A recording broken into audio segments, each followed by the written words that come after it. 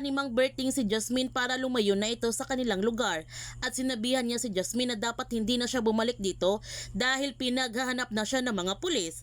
Sabi sa balita na siya ang suspect at armado pa siya. Nagulat naman si Jasmine sa kanyang nalaman at sinabihan niya si Mang Berting na wala siyang kasalanan.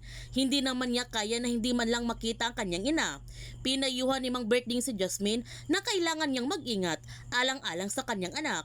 Ito na lamang ang kanyang natitira sa buhay niya dahil wala na ang kanyang mga magulang at ang ama ng kanyang anak. Napapansin naman ni Mang Berting na kanina pang may sumusunod sa kanila na isang sasakyan kaya binilisan ni Mang Berting ang kanyang pagmamaneho upang hindi sila maabutan. Walang tigil naman sa pagbusina si Iris sa kanyang sasakyan para tumigil sa Mang Berting. Ngunit hindi natakot si Mang Berting sa pagbusina ni Iris at patuloy pa rin ang kanyang pagmamaneho hanggang nabangga sila.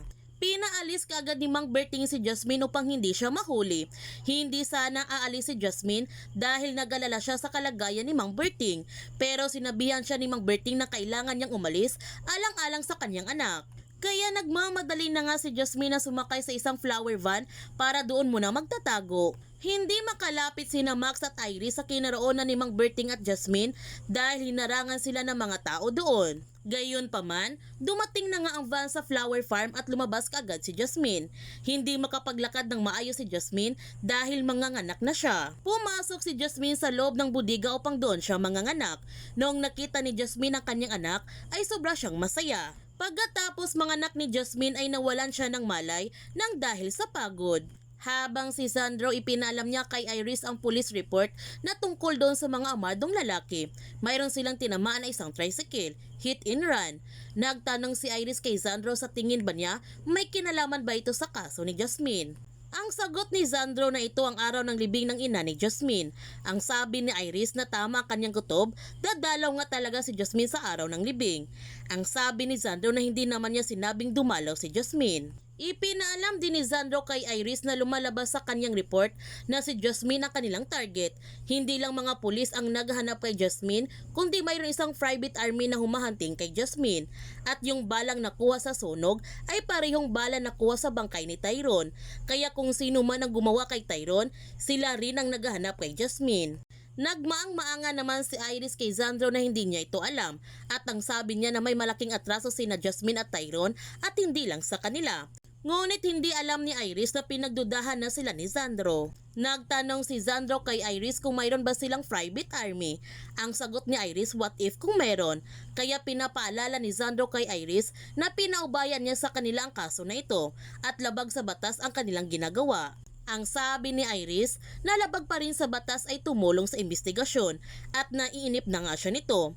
At isa itong private security. Siguro alam na niya na sila rin ang may-ari sa isa sa pinakamalaking security agency sa bansa. Ang sabi ni Sandro na basta private security ito at hindi vendita. Samantala, sa pagising ni Jasmine nagulat na lamang siya nung wala na sa kanyang tabi ang kanyang anak. Kaya hinanap niya ito at humingi siya ng tulong kay Manong na nawawala ang kanyang anak. Ngunit tatawag ng pulis si Manong para makatulong kay Jasmine. Noong narinig ni Jasmine na tatawag ng pulis si Manong ay nagmamadali na siya nitong umalis. Nandoon naman si Esther sa flower farm kung nasaan si Jasmine dahil bumibili siya ng mga bulaklak. Noong umalis na si Esther sa flower farm, hindi nila nakita si Jasmine sa loob ng sasakyan. At nagtataka na lamang sila kung bakit may mga pulis ang nag-checkpoint sa daan. Bigla naman nagpakita si Jasmine sa kanila at tinutukan niya ito ng gunting upang hindi sila magsalita. Nagtanong si Esther kay Jasmine kung sino siya at ano ang kailangan niya. Sumagot naman si Jasmine na hindi niya kailangan ng pera. Ayaw niyang makulong at kailangan niyang makita ang kanyang anak.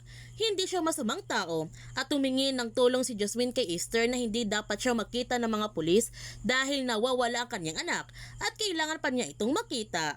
Kaya tinulungan na nga ni Esther si Jasmine at pinatago niya ito ng maigi sa kanyang sasakyan.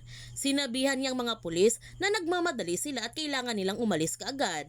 Hindi naman nagpupumilit ang mga pulis na kailangan nilang i-check ang loob ng sasakyan, kaya ligtas na ngayon si Jasmine. Dinala ni Esther si Jasmine sa kanyang bahay at dito na nga sinabi ni Jasmine ang lahat kung anong nangyari sa kanya at humingi siya ng tulong kay Esther na hanapin nila ang kanyang anak at tutulungan na nga ni Esther si Jasmine na mahanap ang kanyang anak nito. Kaya huwag natin palalapasin ang kapanapanabik na mga tagpo sa lavender fields.